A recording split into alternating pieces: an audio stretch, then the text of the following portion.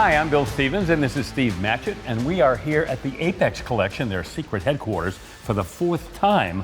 And we're going to give you a preview of some of the off-the-hook automobiles coming to the Mecum auction in January 2025. And every time we come here, it seems they raise the bar a little bit more on the quality of the cars. Would you not say that? I would say that. Off the hook in terms of quality, preparation, restoration, fantastic. And a beautiful array of cars as ever. A lot of American muscle, that plays straight into your wheelhouse. Some modern technology, more things that I'm used to. Ford GT, for example, and the 427 Cobra. We got a lot to look at, Bill. Let's get going. Well, we have seen unrestored 427 Cobras before at a Mecum auction, but this may be the most unrestored and original 1967 427 Cobra we've ever seen. It's got the original engine, transmission, rear end, chassis, body, paint, original sunburst wheels, and Goodyear Blue Dot tires.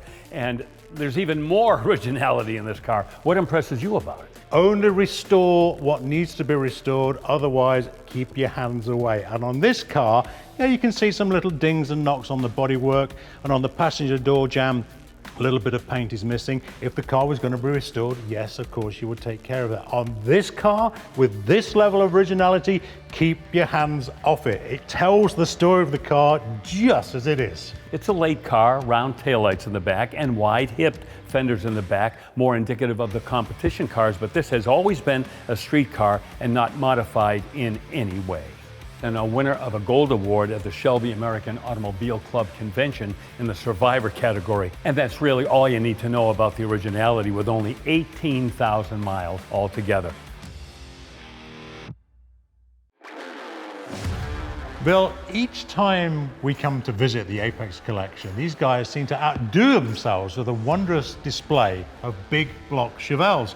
This trip, no different. Tell me about them. Yep, they've done it again. We've got two 396 Chevelles, a 1967 beautiful blue outside and in 4-speed car with rally wheels and redline tires, and this 1970 right here. I like this one too because it's a 350 horse 396 with air conditioning and a 4-speed transmission. I like them all, but earlier on I saw you walk directly to this car and give it some serious attention. Tell me why. Yeah, who wouldn't like that car right there? That's a 1970 LS6 Chevelle, numbers matching, 454, 450 horsepower. It is a 4-speed, and when it comes to muscle cars from 1970, that car had no equal, the highest horsepower rating of any muscle car that year.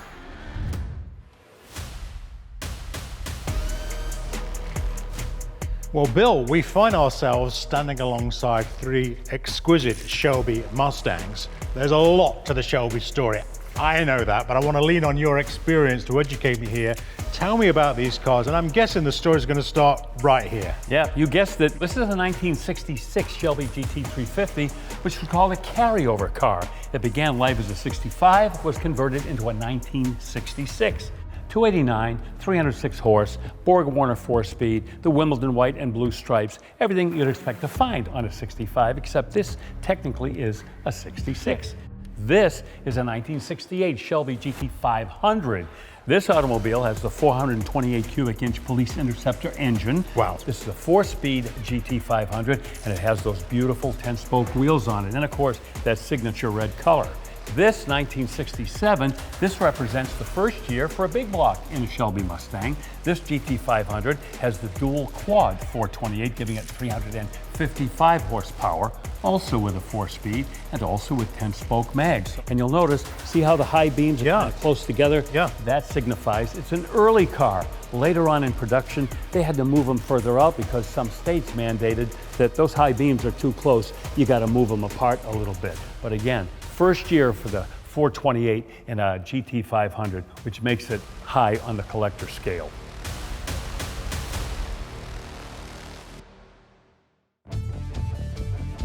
Well, Stephen, the Camaro went the way of all flesh in 2023, but before it came to the end of the road, there was one more gorilla that Chevrolet wanted to build, and this is it right here, the 2022 Cobra Camaro, the drag racing only Camaro that was a huge success on the drag strip, but you know what? This car was only possible because of the original success of the Z28, right? Well, as they say, we got here from there. This one right here is a 68. So the first year of production was 67, 68 Camaro here, little 302 V8 in there, underpowered, but it was the Z28. Now, my understanding is that Chevrolet in 1967, that was just a mundane option code to put those extras onto the car, right? And in 1968, GM thought, hang on, we're missing something here. Why don't we badge the cars as that, right? And sell more cars as a result. I love all of these first-gen Camaros. Tell me about this one. Yeah, this is the one-year-only body style, the 69 Z28. This one has the RS, or Rally Sport package, with the hidden headlights, also the ever-popular houndstooth interior. The 4-speed transmission, again, all Z28s had 4 speeds between 67 and 69, 302 cubic inch small block, 290 horsepower, and it's got that hugger orange paint that's become so familiar to people who love these Z28 Camaros. And all 3 of these, again, fantastic condition and headed for Kissimmee in January.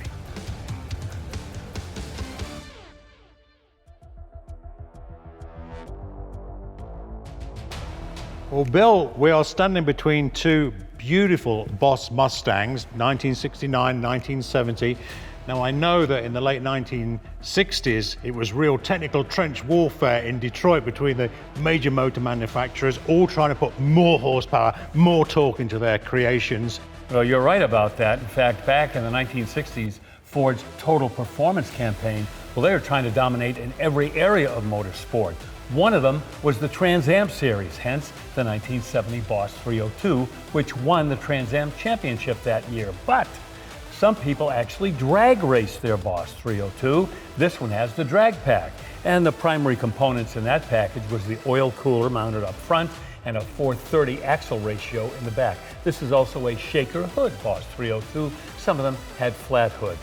1970, and take us back now to 1969 with the Boss 429. But I think the story of this car is different to what's happening over here. This one, no expense spared restoration, may be one of the best ones we've ever seen. 4-speed as they all did, 391 traction lock rear end, and that lavish royal maroon paint job. This one is close to perfection.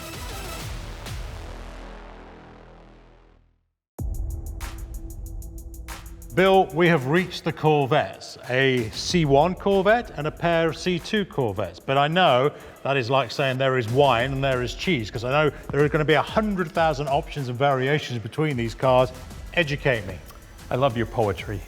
Anyway, yes, this is the last year for the C1 Corvette, a 1962 convertible. This has the optional 340 horsepower 327, Roman red paint on the outside, red on the interior. And Bill, now we move on to the first of our C2 cars on offer. Tell me about this one. 66 coupe. This has the highest performing engine you could get in 1966, the L72 427 with 425 horsepower. It has a 4-speed, but the big story here, first of all, the paint, silver pearl metallic, and all of the options. Power steering, power brakes, power windows, leather interior, headrest, side exhaust, knockoff wheels with gold striped tires. It's puffed out.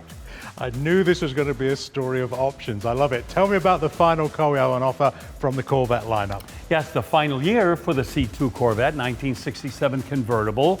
This one has the 435 horse L71 next to the L88. This was the big performance engine that year.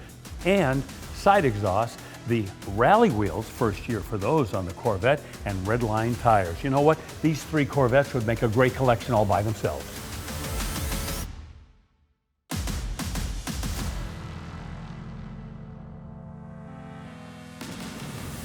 An exquisite example of a 1960 Cadillac Eldorado Biarritz. And in 1960, this car really represented the high watermark of opulence and luxury. The car still features the very prominent fins on the rear of the car, although they are downgraded a little bit in terms of their prominence from 1959. Absolutely beautiful car. In terms of power options, everything is a power option. This car has got it all. And in terms of its overall condition, arguably the best in the world. But this isn't the only example of beautiful luxury engineering at the Apex collection. Bill, what have you got for us? Well, Stephen, what I have here is a car that represents the biggest rival to the Cadillac in the luxury field way back when, 1961 Lincoln Continental. These automobiles had such popular design, well, they won an award from the Industrial Design Association of New York and was an engineering award winner from Car Life magazine. 430 cubic inch V8 engine, the MEL Mercury Edsel Lincoln engine with 300 horsepower and of course an automatic transmission. And like the Cadillac, power everything. Comfort and convenience features everywhere. The beautiful black paint, the triple black theme here is really eye-catching, and of course another one of the crown jewels in the Apex collection coming to Kissimmee.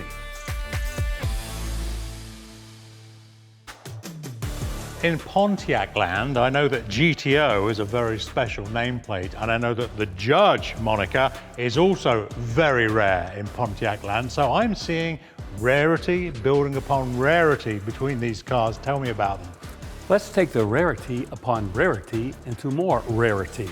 They're both convertibles, yeah, and they are both beautifully restored. So now we're really talking about super rarity. Only 108 of these 1969 Pontiac GTO Judge convertibles were built, 168 of the 1970 version. Now, I know that color also plays a factor in the rarity of these cars, and both of these cars are presented in that exquisite Starlight Black. What does that do for the rarity of the car? Well, of course, that diminishes the production numbers significantly. By the way, I want to mention the powertrains. They're both the same. They're both Ram Air 3s, 366 horsepower, and they're both with 4-speed transmissions. Absolutely incredible. A brace of judges holding court at the Apex collection.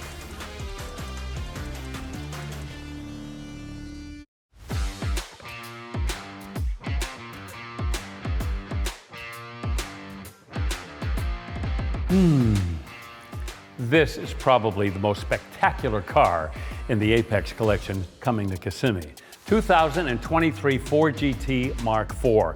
This is the swan song for the Ford GT, and what a history it has created. This one is a track-only automobile, 850 horsepower from a twin-turbo V6, a race-only computerized 6-speed automatic transmission. That's the running gear. But this is a car that pays homage to the original J car. The J car is the car that Ford came along with in 1967, which absolutely obliterated everything in the 24 hours of Le Mans with Dan Gurney and A.J. Foyt. And Mr. Formula One, sure there's a lot here that you can explain to us.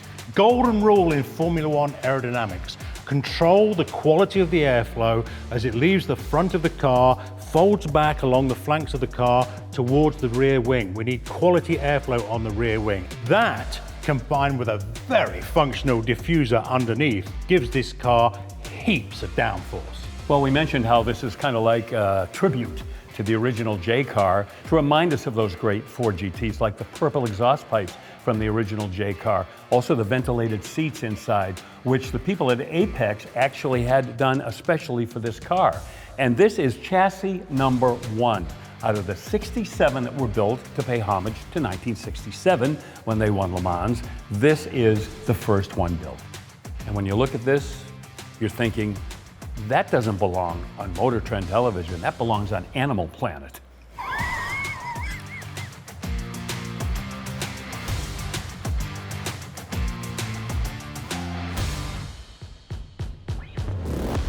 Well, Bill, we've reached the end of another thrilling day at the Apex collection, and we've seen some really stunning cars. Remember, the Apex guys will be sending over 36 of these cars down to the Kissimmee auction in January.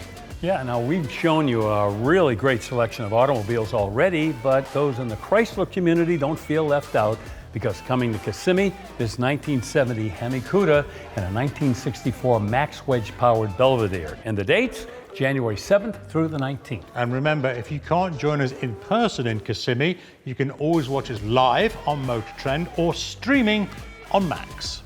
I'd love to hear more of your poetry. And I would long to read you some of that poetry. Thank you.